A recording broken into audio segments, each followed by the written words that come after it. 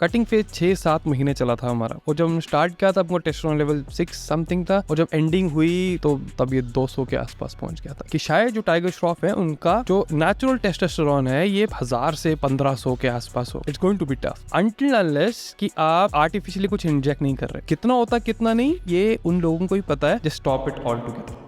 दोस्तों, आप सबका हार्दिक स्वागत है। मैं हूं का मित्र अनुराग, और जैसे जिन लोगों ने मेरा लास्ट वीडियो देखा था, हमने बात की थी कमाल की ट्रांसफॉर्मेशन की, जहां से हमारे एक भाई साहब 150 किलो से 85 किलो आए थे। तो अभी रिसेंटली मैं क्लाइंट कॉल पे था और एक और बड़ी कमाल की चीज मेरे सामने आई। तो ये एक 34 वर्षीय नर जो कि टाइगर श्रॉफ के बहुत बड़े फैन है, इन्होंने ऑलमोस्ट उनका लाइफस्टाइल सेम सा कॉपी कर लिया। और लाइफस्टाइल कॉपी कैसे किया कि ये मार्शल आर्ट्स करने लग गए, इन्होंने डांस क्लासेस लेनी शुरू कर दी, जिम जाने लग गया, बहुत सारा काम किया। और he was under the impression कि शायद जो टाइगर श्रॉफ है उनका जो नेचुरल टेस्टोस्टेरोन है ये 1000 से 1500 के आसपास हो। आज हम कुछ बड़ी इंटरेस्टिंग बात करेंगे इसको लेके, लाइक टेस्टोस्टेरोन हो गया, स्ट्रेस हो गया, इन्फ्लुएंसेस हो गए इस टाइप के। लेकिन before we start the video, अगर आप में से किसी को पेट का इशू है, IBS है, घर पे किसी को टाइप 2 डायबिटीज है, हाई कोलेस्ट्रॉल है, फैटी लिवर है, और for natural body building and fat loss, this is a number. और I am not a doctor. हम जो भी चीजें करते हैं ये सिर्फ डाइट, न्यूट्रिशन, लाइफस्टाइल चेंजेस से ही करते हैं। तो आइए शुरू करते हैं आज की वीडियो।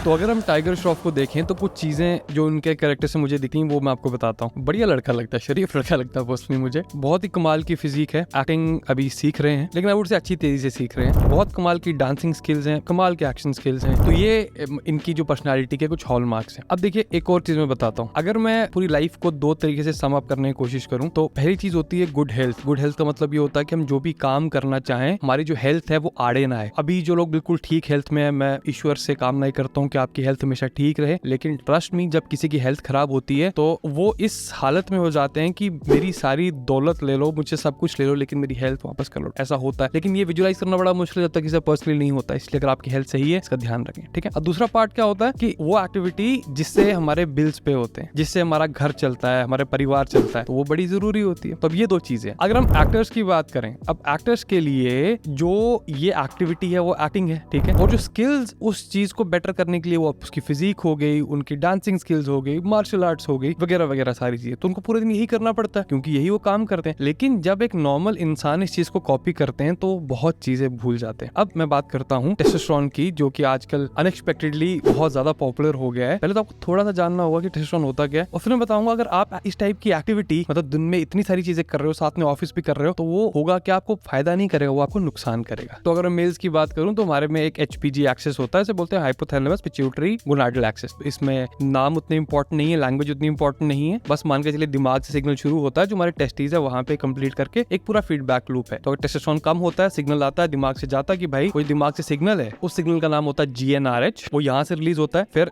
पिट्यूटरी ग्लैंड जो कि दिमाग में ही होता है, उसको बोलता है भाई ये काम करो, 2 हार्मोन्स रिलीज करो। उसको बोलते हैं ल्यूटिनाइजिंग हार्मोन LH और फॉलिकल स्टिमुलेटिंग हार्मोन FSH। और जो LH FSH क्या करते हैं, ब्लड स्ट्रीम में जाते वक्त निकलते हैं वहां से और टेस्टिस तक पहुंचते हैं। और LH क्या करते हैं, एक लीडिंग सेल्स होते हैं, उनको स्टिमुलेट करते हैं और बोलते हैं भाई टेस्टोस्टेरोन प्रोड्यूस करो। और जो FSH होते हैं वो भी ऐसे ही काम करते हैं। तो ये पूरी प्रक्रिया बड़ी सिमिलर है कि जैसे घर पे आपकी माता जी अगर पूछती हैं कि आपको भूख लगी, तो वो आपको आवाज मारेंगी, जो जैसी आवाज आपके कानों में पहुंचेगी, आप यस और नो बोलोगे, उसके बाद अगर आप यस बोलोगे तो खाना मिलेगा, नो बोलोगे तो खाना नहीं मिलेगा। वैसे ही तो ये सारा प्रोसेस वैसे होता है, ठीक है। अब बात करते हैं पहले हम एक्स्ट्रा लॉन्ग वर्कआउट्स की, कि अगर आप पूरी एक्टिविटी कर रहे हैं, जिम भी कर रहे हैं, डांसिंग भी कर रहे हैं, मार्शल आर्ट्स भी कर रहे हैं, तो आपके शरीर में क्या होता है। देखिए, जो मॉडरेट एक्सरसाइज होती है ना, मॉडरेट एक्सरसाइज क्या करती है, मॉडरेट एक्सरसाइज आपका टेस्टोस्टेरोन बढ़ाने में हेल्प करती है। लेकिन होता क्या है, जब एक्सरसाइज आप खत्म करते हो तो एक्सरसाइज खत्म करने का आपका टेस्टोस्टेरोन थोड़ा ड्रॉप करता है, फिर जैसे रिकवरी कंप्लीट होती है वो नॉर्मल वापस आ जाता है। तो ये एक्सरसाइज के बाद एक टेस्टोस्टेरोन ड्रॉप एक नॉर्मल फिनोमेना है जो कि होता है, मतलब we don't know the exact reason, लेकिन ये चीज होती है। अब मान के चलिए आप रिकवरी आपकी पहले हुई नहीं और उसके बाद आपने दूसरा वर्कआउट भी शुरू कर दिया, तो इससे क्या होगा, टेस्टोस्टेरोन लेवल्स आपके कम होंगे, स्ट्रेस आपका बढ़ जाएगा। अब ऑन टॉप ऑफ इट आपको सिर्फ वर्कआउट ज्यादा नहीं करना, आपको एब्स भी दिखाने। जब एब्स दिखाओगे, मतलब एब्स दिखाने के लिए डाइट होनी चाहिए कैलोरी डेफिसिट की। जब कैलोरी डेफिसिट की डाइट होगी तो वो स्ट्रेस और ऐड करेगी। तो क्रॉनिकली एलिवेटेड कॉर्टिसोल लेवल्स बोलते हैं हम इस चीज को, ये टेस्टोस्टेरोन के लिए बहुत ही खराब होते हैं। मैं आपको बताता हूँ, कुछ टाइम पहले मैं एक नेचुरल बॉडी बिल्डर के साथ काम कर रहा था और हम बहुत लंबी कटिंग फेज करनी पड़ी थी क्योंकि बहुत कट करने का उनको शौक था। कटिंग फेज 6-7 महीने चला था हमारा, और जब हम स्टार्ट किया था अपना टेस्टोस्टेरोन लेवल 6 समथिंग था, और जब एंडिंग हुई तो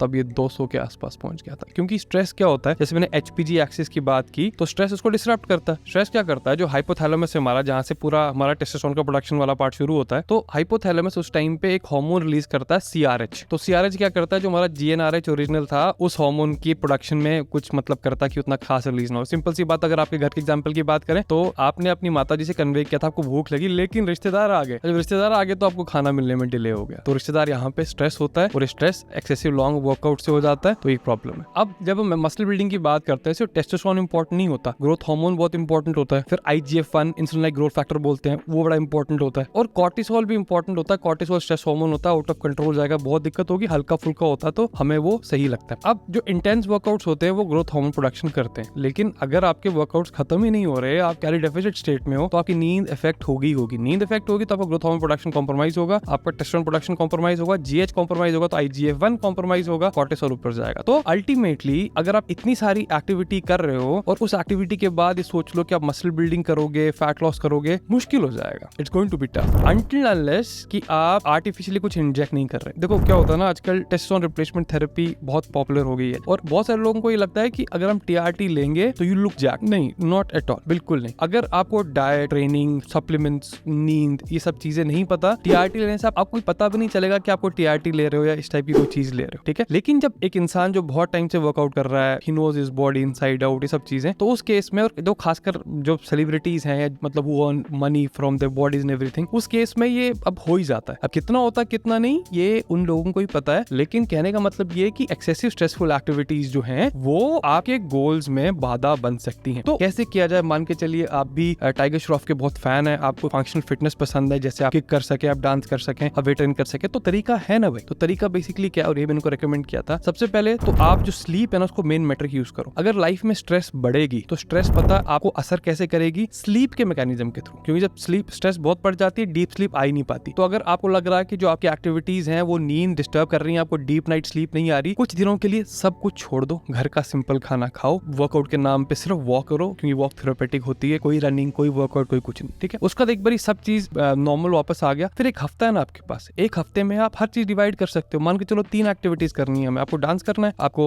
वेट ट्रेनिंग करनी है, आपको मार्शल आर्ट्स करनी है, ठीक है। तो आपने क्या किया, हफ्ते में 3 दिन वेट ट्रेनिंग की, और वेट ट्रेनिंग में मोस्टली 3 दिन अच्छी खासी वेट ट्रेनिंग कर सकते हो, सारी कंपाउंड मूवमेंट्स की, वेट ट्रेनिंग वाला पार्ट खत्म। उसके बाद आपने मार्शल आर्ट्स के सेशन शेड्यूल किए 2 दिन, ठीक है। उसके बाद आपने डांस के सेशन शेड्यूल किए 2 दिन, ठीक है। अब 3, 2, 5, तो 7 दिन हो गए। अब 7 दिन लेकिन आप बिजी हो गए। अब इनमें से आपको कुछ एक काम करना पड़ेगा, क्योंकि एक दिन मैं रेकमेंड करता हूँ या पे एक्टिविटी जो हो बड़े लाइट लेवल की हो, जैसे मार्शल आर्ट्स की स्ट्रेचिंग या टेक्निक वाला काम होता है वो कर सकते हो। लेकिन इंटेंस एक्टिविटी आप 7 के 7 दिन नहीं कर सकते, 6 दिन इज फाइन, और एक दिन आपको रेस्ट करना पड़ेगा। लेकिन एट द सेम टाइम इस पूरे टाइम पे कभी भी आपको लगे कि अगर नींद डिस्टर्ब हो रही है, just stop it all together. उसके बाद आपको एक चीज करने की और जरूरत क्या होगी कि आपकी जो डाइट होनी चाहिए वो ऐसी होनी चाहिए कि आपको फीड करे। देखो इतनी सारी एक्टिविटी कर रहे हो, अगर बहुत कम खाना खाओगे तो दिक्कतें होंगी।